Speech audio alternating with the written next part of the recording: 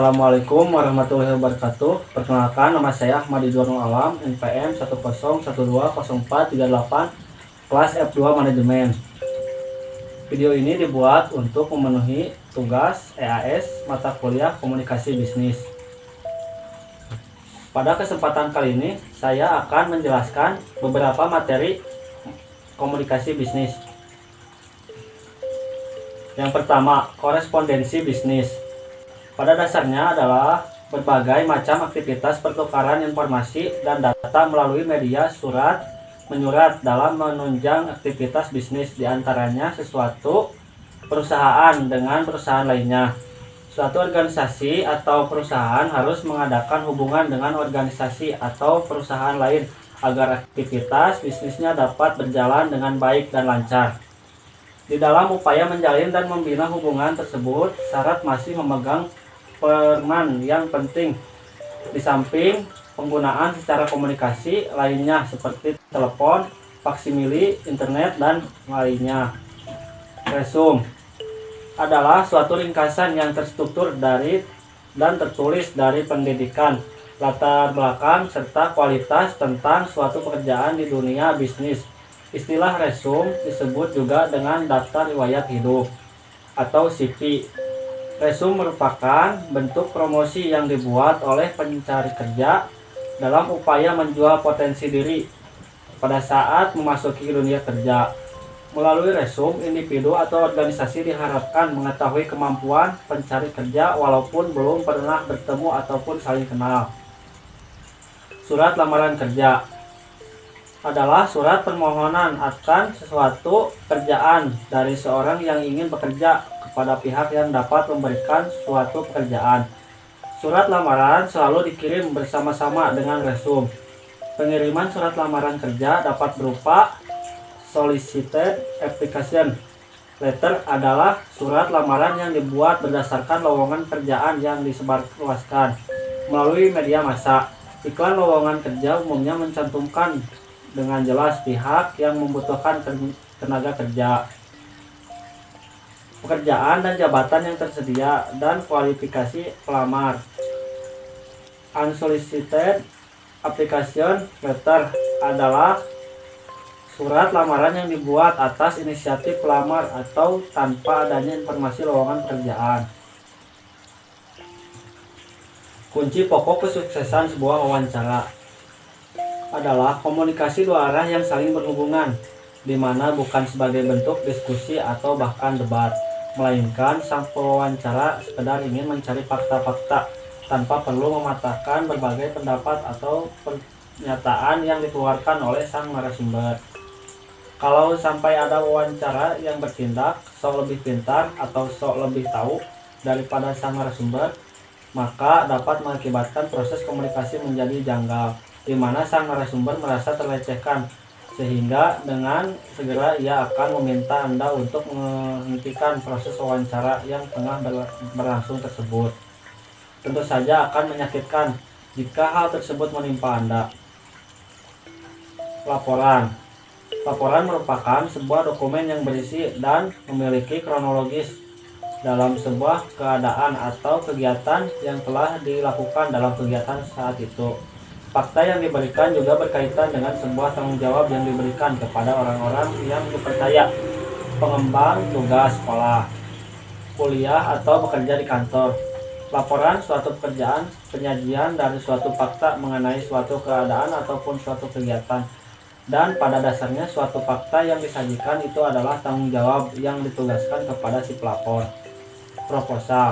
Proposal adalah rencana kegiatan yang dituliskan dalam bentuk rancangan kerja yang akan dilaksanakan.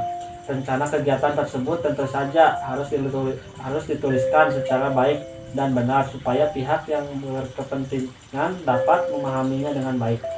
Proposal bersifat hanya sebagai usulan tertulis yang ditunjukkan kepada pihak-pihak yang berhubungan dalam suatu kegiatan.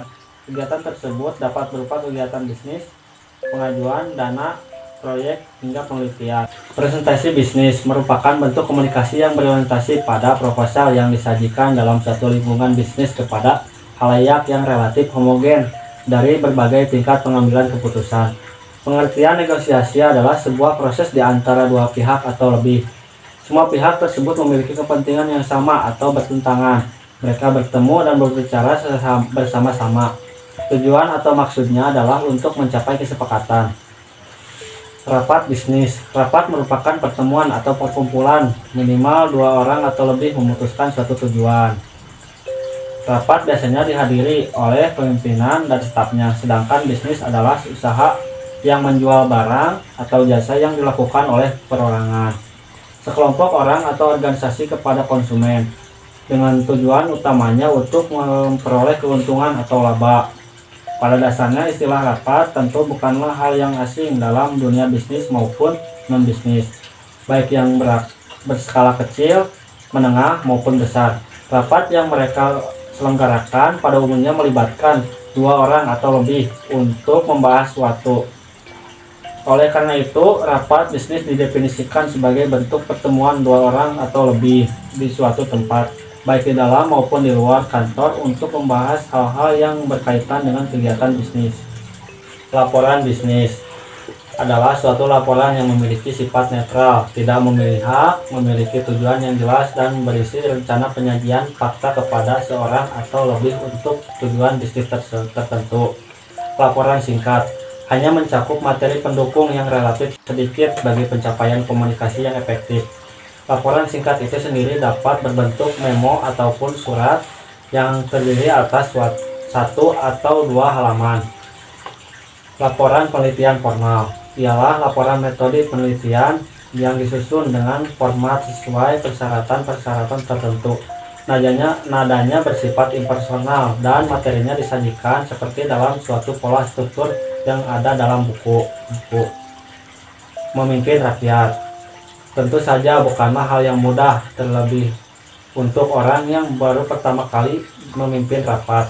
Namun jika rapat dipersiapkan dengan baik, pasti hasilnya pun akan baik juga. Ketika kamu mendapatkan kesempatan untuk memimpin rapat, maka sebaiknya jadikan ini sebagai peluang untuk meningkatkan karir.